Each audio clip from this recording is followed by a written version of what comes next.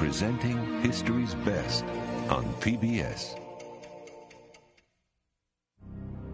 Funding for the 50 Years' War, Israel and the Arabs, was provided by the Corporation for Public Broadcasting and PBS viewers like you.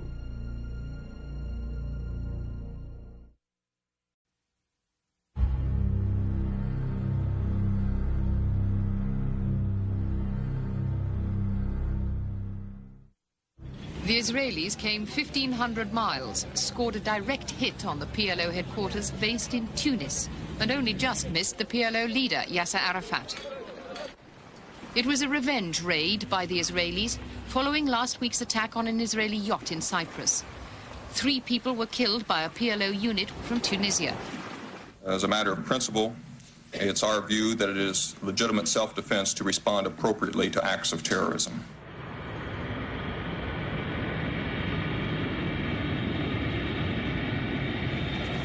As terrorist warfare continued, a plane load of Israelis arrived at Heathrow Airport. The passengers had no idea that among them was their foreign minister on a top-secret mission. I came disguised in a wig and glasses. And when I got to passport control, he asked, "On holiday or business?" I didn't know what to say. Finally, I said, "On business."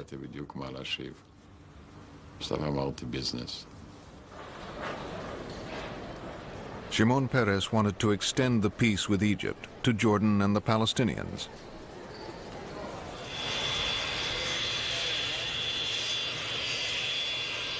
That same day, King Hussein of Jordan piloted his own plane to London. He had been invited to meet Peres by a mutual friend. I had many questions in my mind about it, but he didn't give me any detail. He just told me that he had contacts with Peres, which were a beginning of talk about what could be done. The British lawyer, Lord Mishkan, had provided the meeting place and given his staff the day off. King Hussein said, "We'll wash up the dishes." I immediately agreed. But Mrs. Mishkan said no. She wouldn't dream of letting a king do her dishes. They now settled down to work out how to begin the process of negotiations. Israel still didn't want to negotiate with the PLO, which it saw as a terrorist organization dedicated to its destruction. We discussed the impasse. The problem was how to get the Palestinians to the negotiating table against Israeli opposition, against American opposition. Hussein said, if you were clever, you would recognize the PLO. That would show everyone the truth. The PLO is just unwilling to negotiate. Israel was willing to negotiate only with those Palestinians recognizing the right of Israel to exist. Peace talks with Palestinians who accepted Israel's right to exist would exclude the PLO. I had a bit of time to think about it, and at the same time to see if I had any last thoughts before such a monumental decision was taken. And then I decided, all right, fine, we'll go. The idea they came up with was a peace conference that excluded the PLO. Back in Israel, Shimon Peres faced a difficult meeting with his prime minister, Yitzhak Shamir. Peres's moderate Labor Party was part of a coalition that straddled the divide of Israeli politics. Shamir, a hardliner, opposed the conference. He wanted to negotiate separately with each Arab country and didn't want to deal with the Palestinians at all.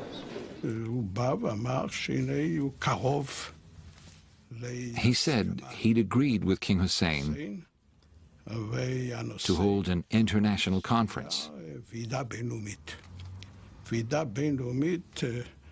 An international conference? For me, that would be as bad as a pig in the temple. Shamir mistrusted Peres. He feared Israel would be outnumbered by the Arab states at the conference. Peres assured him the conference would quickly adjourn into individual talks with each Arab state, and the PLO would not be invited. I said, leave the text. I'll read it later. I said, no, I can't leave the agreement. Your staff might leak it and spoil my plan. It has to look like it comes from the Americans.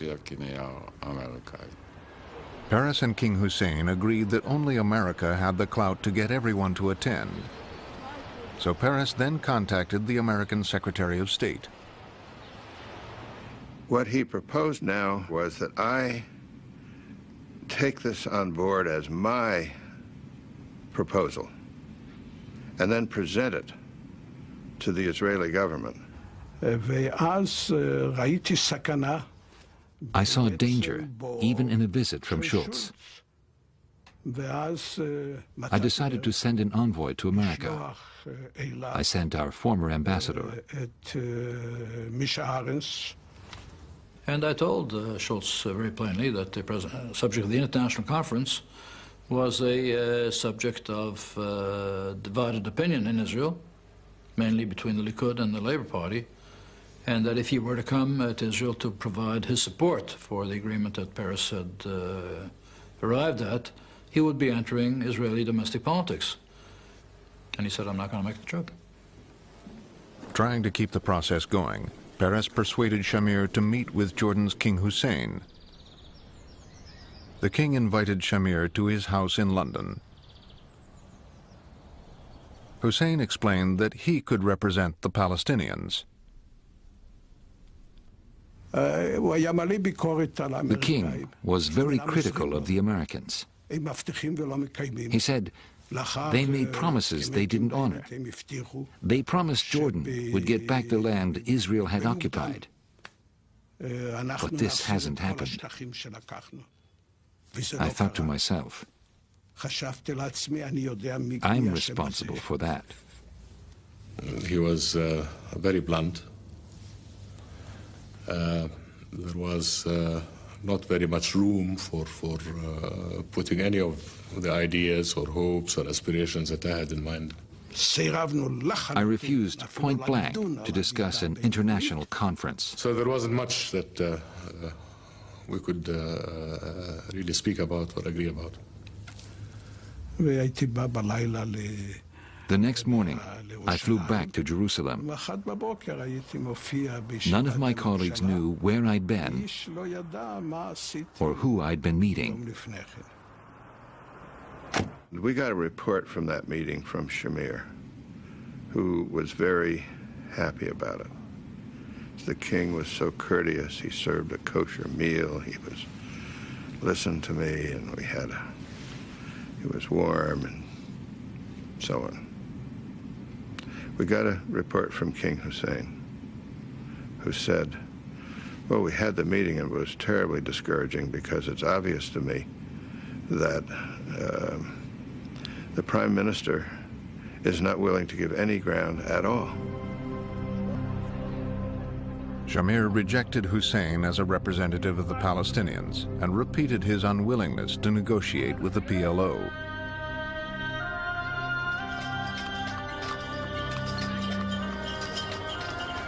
Meanwhile, the Palestinians, squeezed into the Gaza Strip for the last 20 years under Israeli rule, grew increasingly frustrated.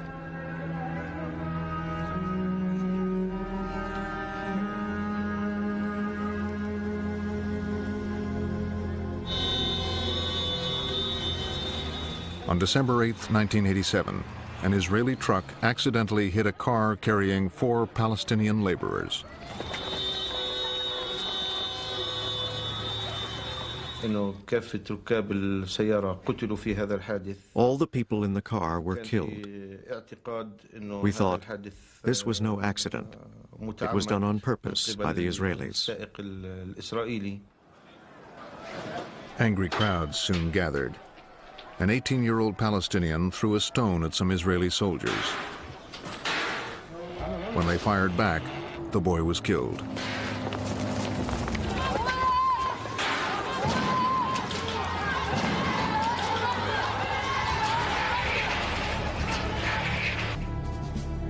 The Israeli security forces then stepped up their presence in the occupied territories.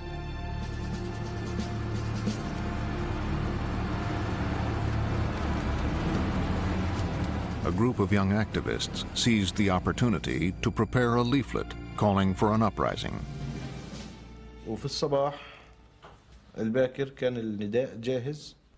Early in the morning, our leaflet was ready. We had cars standing by. We asked children and pregnant women to help. They could slip past the Israelis at the checkpoint. Palestinian workers were urged to go on strike. Shopkeepers were told to shut their businesses.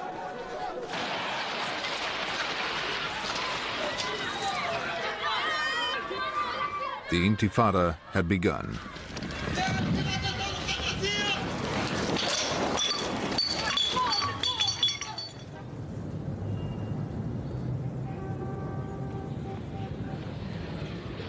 Yasser Arafat and the PLO leadership, still in exile in Tunis, learned about the Intifada from a newscast.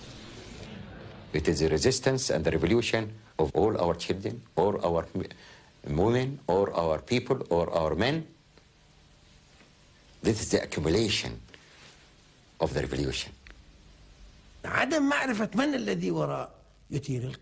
In fact, we didn't know who issued the leaflets. We were worried. We wanted to know who was behind all this. From the other end of the Mediterranean, the PLO could provide little day-to-day guidance to the Intifada organizers.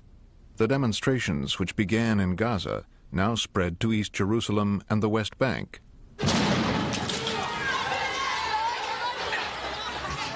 The Palestinian flag, an illegal symbol under Israeli rule, began to appear all over the occupied territories. Now, even the bourgeoisie, everyone joined the Intifada. This really encouraged us. To keep the Intifada going, one young activist sought guidance from Faisal Husseini, the head of one of the oldest Palestinian families. Husseini had spent the last few years in and out of Israeli jails for his political activities. I told him the Intifada must not change tactics. Don't use weapons or guns. Don't give the Israelis an excuse to use their technology. We want to tie down as many soldiers as we can.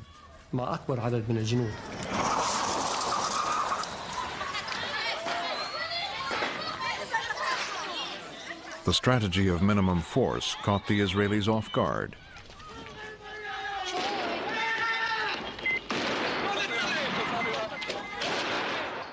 We are facing now a new form of warfare against us. It means the attempt to destroy our existence by violent demonstrations.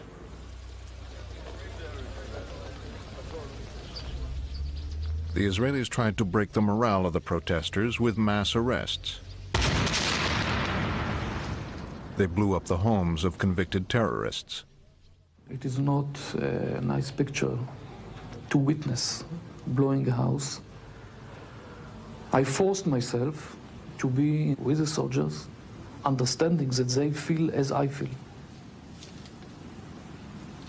When the Israeli cabinet met, members of the coalition argued about how best to end the Intifada.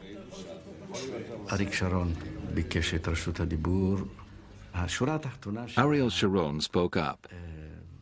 In essence, he said, "Mr. Prime Minister, we must order the army to suppress the Intifada. The army will find a way." Some of the ministers made horrifying suggestions. They suggested, send in the tanks, kill 1,000 and it will collapse. Order will be restored to Israel. We knew if we killed 1,000 it would get worse, and we would be branded war criminals.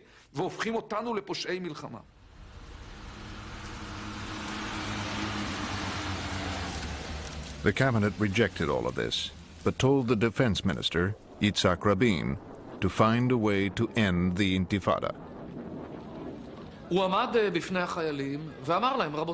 Rabin stood in front of the soldiers and said, "Gentlemen, don't just stand there. Use your hands, use your clubs, beat the demonstrators, restore order."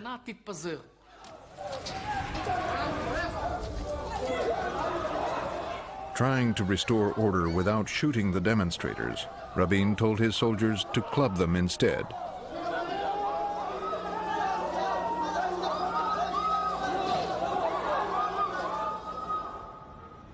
Scenes like this were broadcast around the world. They are facing the punishment of the Israelis by their hands, by their stones, not more. Till now, in all over the occupied territories, in every town and village or refugee camp, in all the demonstrations, no one had used a gun or a hand grenade. Abu Jihad, the PLO's military leader in Tunis, had gained control of the Intifada. He also directed the PLO's terrorist operations. In the middle of the Intifada, Abu Jihad ordered an attack on an Israeli bus carrying people home from work. 3 were killed and 6 wounded. All were in a state of shock. Those women who had been on the bus and had got away had not escaped the emotional trauma.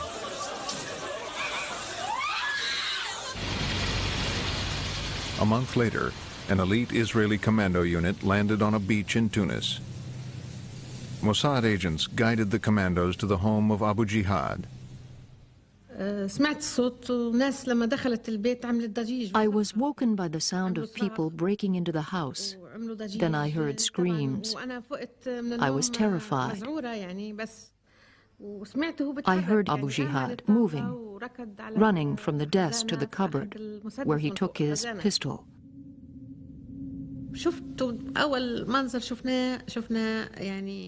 I saw 3 masked men with machine guns. One of the men opened fire on Abu Jihad. They shot him in his arm and his heart.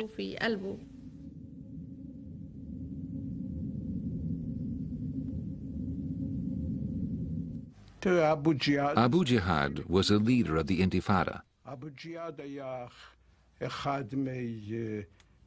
Although he was out of the country, he was fighting against us. He was one of their most popular commanders. He fell, just like many others, like people on our side.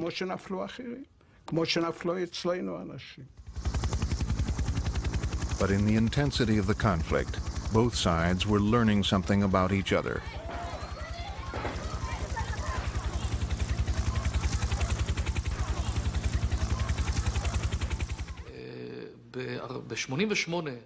For the 40th anniversary of Israel, we had a huge military parade.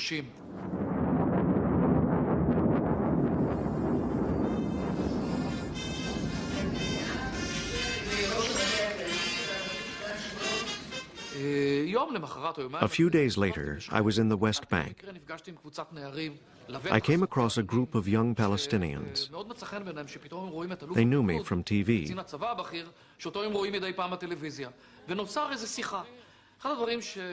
And one of them said, "Yesterday I saw all your fighter aircraft. They're so strong up there. But what can you do against stone throwers down here?" This was our problem, and the young people's power.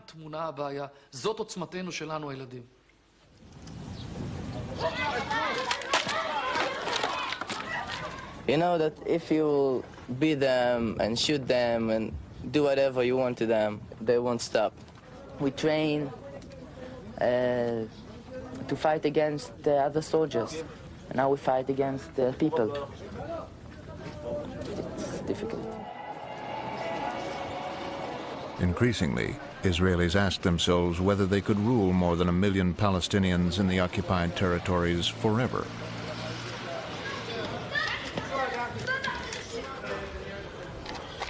We can't solve this problem.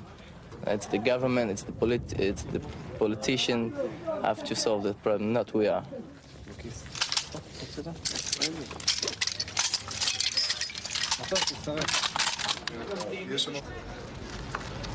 Intifada vented Palestinian frustration, but it also demonstrated that neither terrorism nor street revolt would solve their political problems. In Tunis, one PLO leader discussed what to do next with a colleague.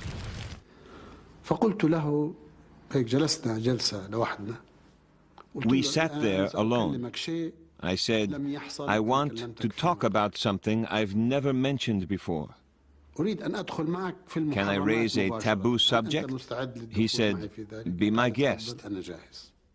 The PLO had been created to reclaim all of Israel for the Palestinians.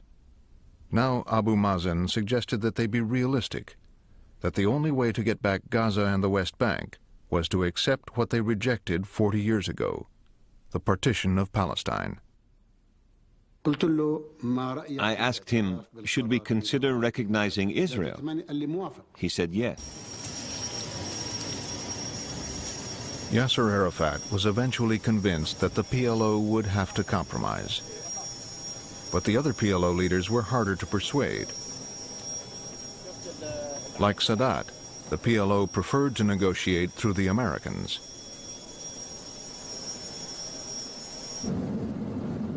But the Americans laid down a condition. Yasser Arafat, the world's most famous guerrilla leader, would have to renounce terrorism.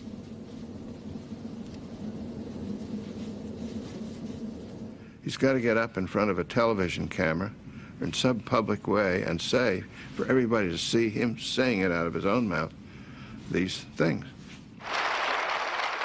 The UN General Assembly gathered in Geneva for a special session to hear Arafat. But not all the factions of the PLO were willing to negotiate. We did not accept the decision to recognize Israel. We would accept no further compromise. Arafat's UN speech would be a difficult balancing act. I hereby once more declare that I condemn terrorism in all its forms. That was for the Americans. And in a pattern that was to characterize the whole speech, the next phrase was for the PLO radicals. And at the same time, salute those sitting before me in this hall who, in the days when they fought to free their countries from the yoke of colonialism, were accused of terrorism.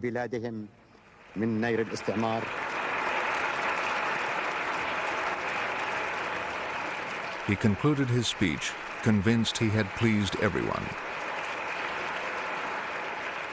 I reviewed it with President Reagan, who was following this closely. And I said, well, Mr. President, in one part of his statement, he said, unk, unk, unk. And the other part of his statement, he said, kull, kull, kull. But nowhere did he say uncle. So, no, it's not satisfactory. Word soon came that the Americans had rejected the balancing act. Arafat's closest advisors implored him to say exactly what Schultz demanded. I saw that Arafat had a dilemma, whether to say it or not. Should he sit tight, or should he try again? The next morning, Arafat called a press conference. I repeat for the record that we totally and absolutely renounce all forms of terrorism. I view this development as one more step toward the beginning of direct negotiations between the parties, which alone can lead to such a peace. But Israel's prime minister was unimpressed. Shamir made a gesture. It meant, this isn't important. Let's not waste time analyzing what Arafat said. We cannot trust them. They are criminals, they are liars, they are enemies of our people.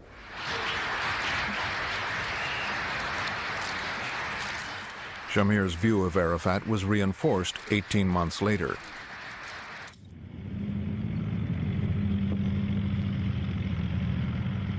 On August 2, 1990, Iraq's Saddam Hussein sent his army into Kuwait.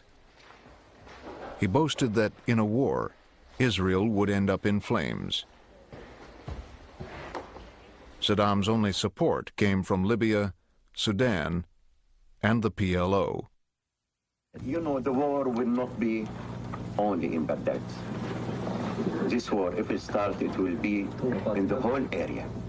For this, it will be a real catastrophe. Israel prepared for an attack. As President Bush set out to build a coalition to force Saddam out of Kuwait, he traveled to Damascus to bring Syria into the fold.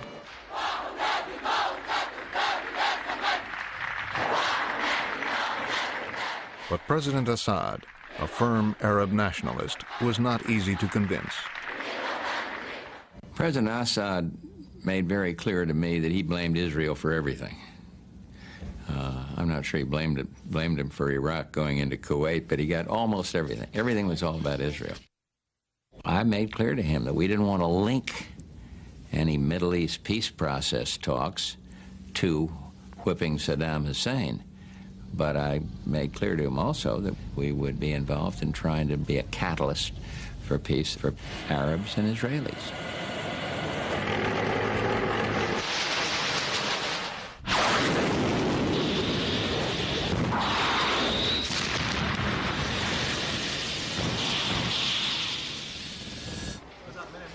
As the war started, Saddam ordered an attack on Israel with Scud missiles.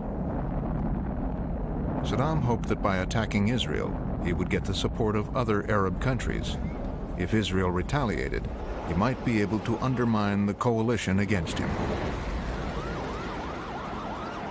Iraq's missiles were aimed indiscriminately at Israel's largest cities. The repeated attacks over many nights were nerve-wracking.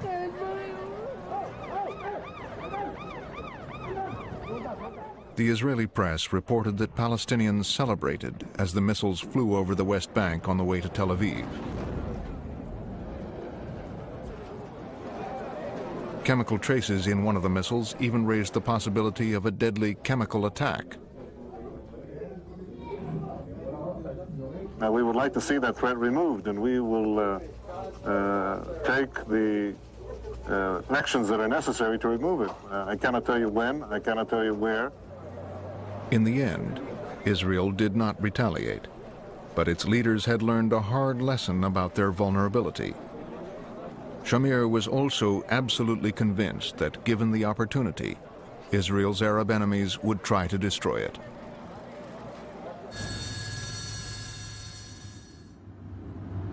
When the war with Iraq ended, President Bush looked towards the future. Mr. Speaker, the President of the United States.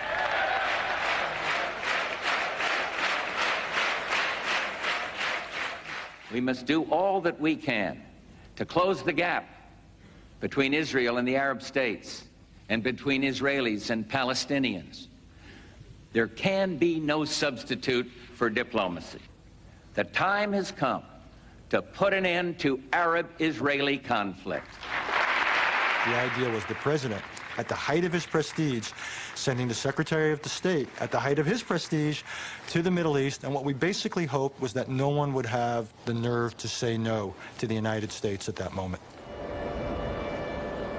Bush instructed Secretary of State James Baker to persuade the Arabs and Israelis to attend a new peace conference.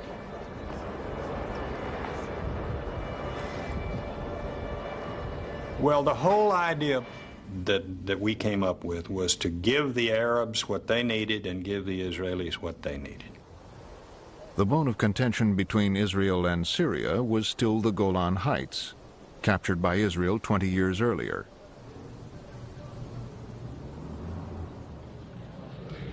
In Damascus, Baker suggested to President Assad that if he came to the conference, Israel might negotiate a withdrawal from the Golan Heights.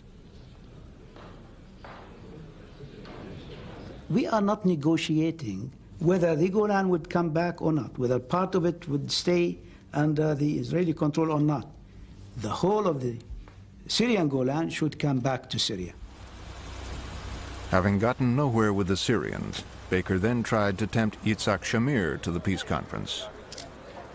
I remember saying it's going to be one big meeting that is going to lead then to bilateral negotiations, so that the Israeli government could say, well, this is really not an international conference. I wouldn't even consider it. It meant negotiating with PLO terrorists. Baker promised Shamir he would not invite the PLO to the conference. Baker then went to meet Palestinian leaders from the West Bank and Gaza. We in the PLO leadership opposed them meeting Baker. For us, this meeting was pointless. We thought it would not advance the Palestinian cause.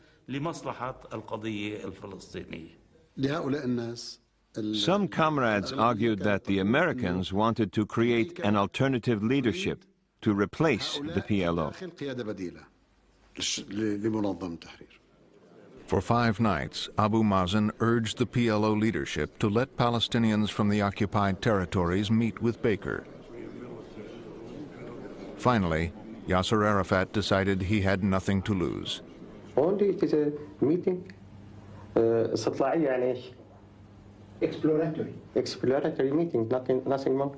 If things would proceed positively, then the leadership would take the credit. If things did not work out, then we as individuals would take the blame. When the Palestinians met Baker in Jerusalem, the PLO insisted that each Palestinian delegate be approved in writing by Arafat.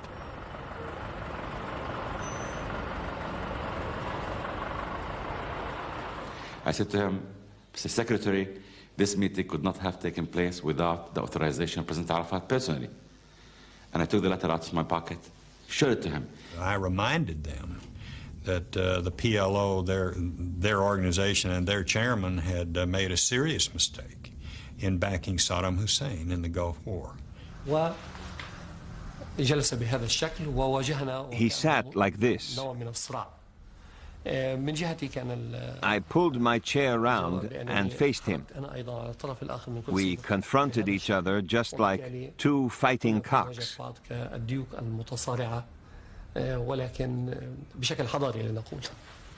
He was so angry and said, if you make you angry, what can you do? We don't have assets in bank to be frozen by you.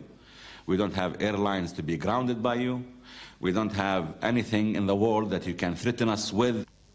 So court us, and we're willing to play positively, but as a major player. The Palestinians refused to repudiate the PLO, and Baker knew this would be unacceptable to Shamir. After 12 weeks of shuttle diplomacy, Baker was stuck. The only leverage a Secretary of State has in this kind of situation is the ability to blame one party or the other for the collapse of the peace process. Baker came and told President Assad, it is your position, it is very important. I mean, if you accept, if you feel that this is good for you, and you accept the American initiative, then the whole world will stand by Syria and will put the blame on Israel. Assad decided to go along. I'm pleased to report that Syria has agreed to the proposals that we have made, including coming to a peace conference. Full of confidence, Baker returned to Israel. There was no way that an Israeli prime minister could appear to be less interested in peace than a Syrian president, especially when the Syrian president accepted coming to this conference on terms that were essentially defined by Israel. But Shamir put more obstacles in Baker's path. Every time the American team arrived in the Middle East, Israel announced the construction of a new Jewish settlement in the occupied territories, land the Arabs claimed was theirs. Each new Jewish home made Israeli withdrawal more difficult. Furious, Baker went public. It is easier to obstruct peace than it is to promote it, and that the establishment of these settlements certainly does not help the efforts of those of us who are interested in peace. The Palestinian reaction was predictable. I remember Faisal Husseini, at almost every meeting, he would pull out this map. I brought him maps of the West Bank and Gaza. The first map showed the situation before 1967.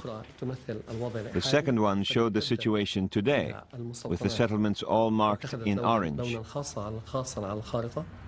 And I finally said, Faisal, let's talk about what's important here. Let's talk about how we're going to get a negotiation going. Because if we don't, we're going to keep meeting like this, and pretty soon you're going to bring me a map that's totally orange. He actually told us you have no other alternative. He said, name any way in which you can stop settlements, other than through the peace process. The local Palestinians were afraid to talk to the Israelis without permission from the PLO in Tunis. A meeting of the Palestine National Council was called.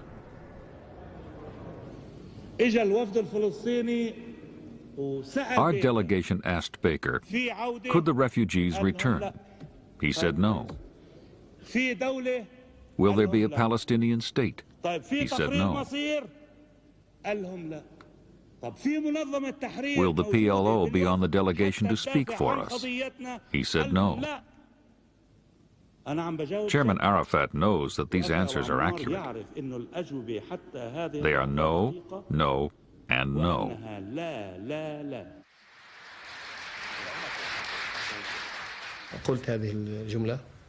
I told the conference, if we don't get on the peace train, it will pass through our station. We will never have another chance. I said we don't want to be passive victims of history. We want to challenge, to intervene, to intrude, to participate, and to present our own narrative, to speak for ourselves. And this is a forum. It was a forum Arafat himself had wanted to attend. Reluctantly, he agreed that the team from the occupied territories, not the PLO, would represent the Palestinians. But Shamir had another demand. He asked the Americans to guarantee a loan of $10 billion to help absorb the Soviet immigrants who were now pouring into Israel. I don't want to interfere in the American interior affair, but I would like to inform everybody that not to forget that they are using these billions in building more illegal settlements on our land. This was our way to build up our country. What is the Zionist ideal? It is to gather the Jewish people into this small country. So we must set up more and more homes, large and small communities. What are the settlements? They are just communities. No Arabs lived on that land. It is not on their property.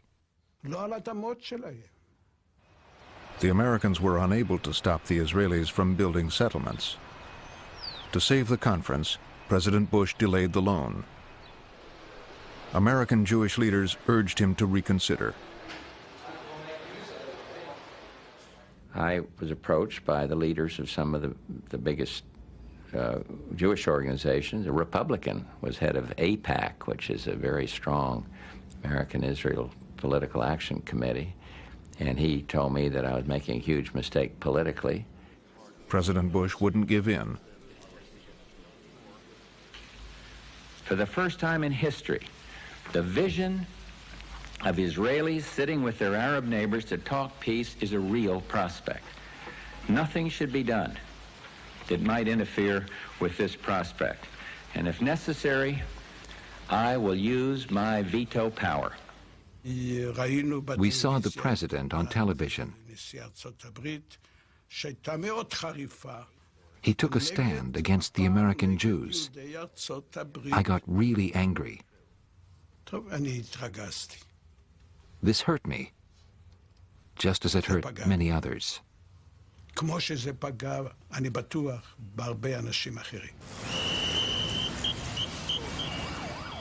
Bush had faced down Shamir. A few weeks later, Israelis, Arabs, Americans, and Russians assembled in Madrid. For the first time, Palestinians were invited to participate. Today we have made a major step forward. There is a recognition of the Palestinian national identity. The Palestinians are speaking out for themselves for the first time in history. The delegates gathered at the royal palace.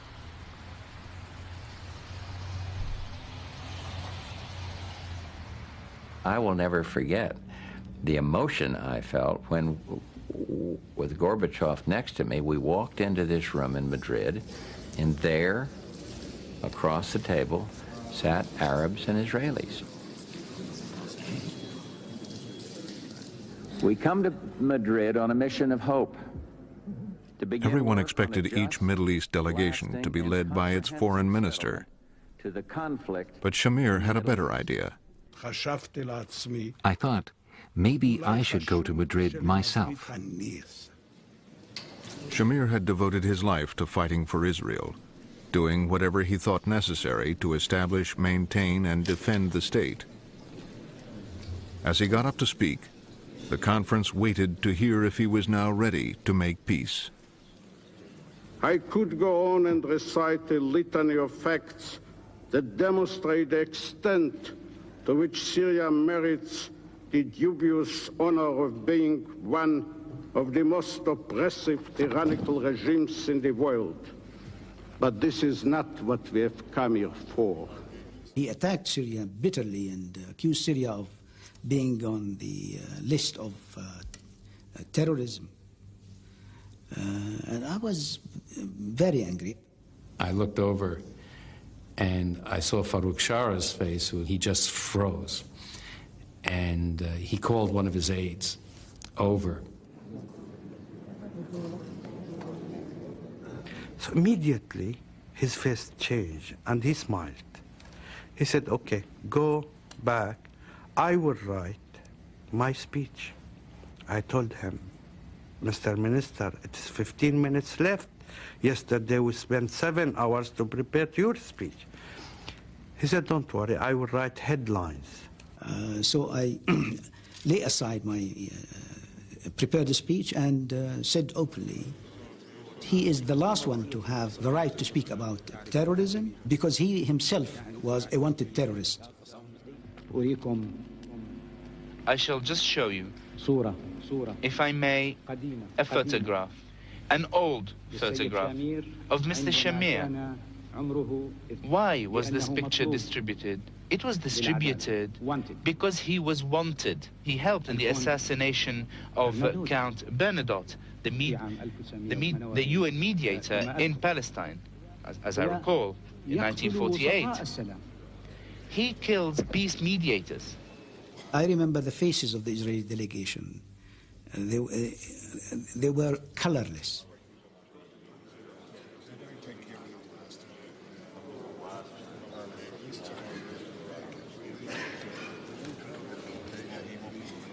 One Palestinian delegate then tried to demonstrate that no matter what Shamir thought, he was really negotiating with the PLO.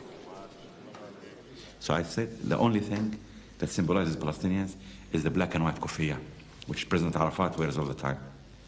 So I decided to put it in my shoulder. And the angle of my seat came directly looking Shamir on the eye. It was engineered by God. It was just perfect. And I looked at him and I said, I nodded in my head, I said, he shook his head like this. I smiled. Really, he went this way. So I winked to him. And he did this. And then after the session was over, everyone is surrounding me. So I said, why the sensitivities? We are the key to peace, to your peace process as Palestinians. And you must realize the new facts of life. Amid mutual recriminations, the conference broke into one-to-one talks between Israel and the Arab states. We and the Syrians moved to opposite sides of this big table. We sat frozen, like robots. The Americans and Russians got out as quickly as they could. They were glad to escape. It was difficult, half an hour. For me, for example, this will be the first time I sit face to face with the Israelis. The Syrians wanted us to commit to a withdrawal from the Golan Heights. We didn't want to get into all that. The withdrawal should not be a question for negotiation. The withdrawal is either there would be a withdrawal, full withdrawal, or there would be no peace. The moment we would have said that we were ready to withdraw, this might have ended the whole thing, and the Syrians would have avoided the main question for us. That was the character of peace, the end of terrorism, the terrorist organizations with their headquarters in Damascus, and what about Hezbollah and Lebanon under Syrian occupation? All these topics were raised, and every time we tried to break this dogma of the Syrians.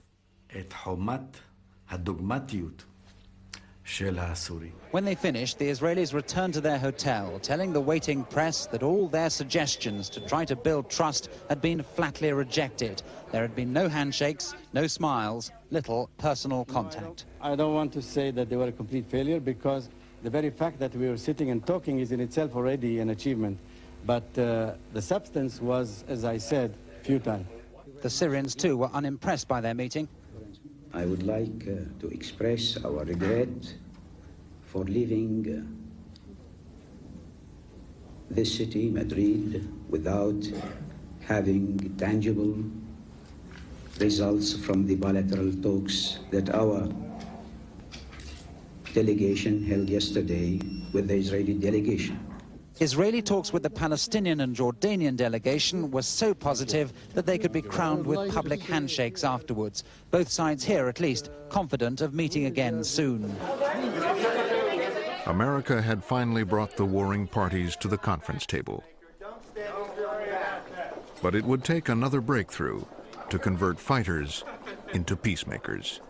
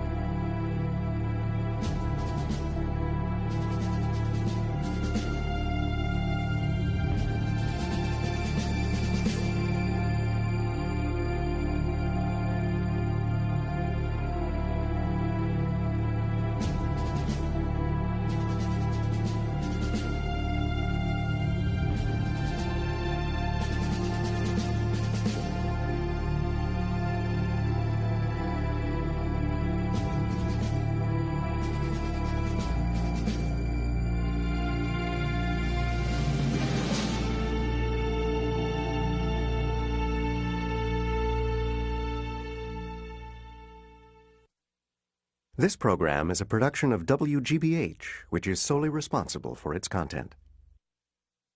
Funding for the 50 Years' War, Israel and the Arabs, was provided by the Corporation for Public Broadcasting and PBS viewers like you.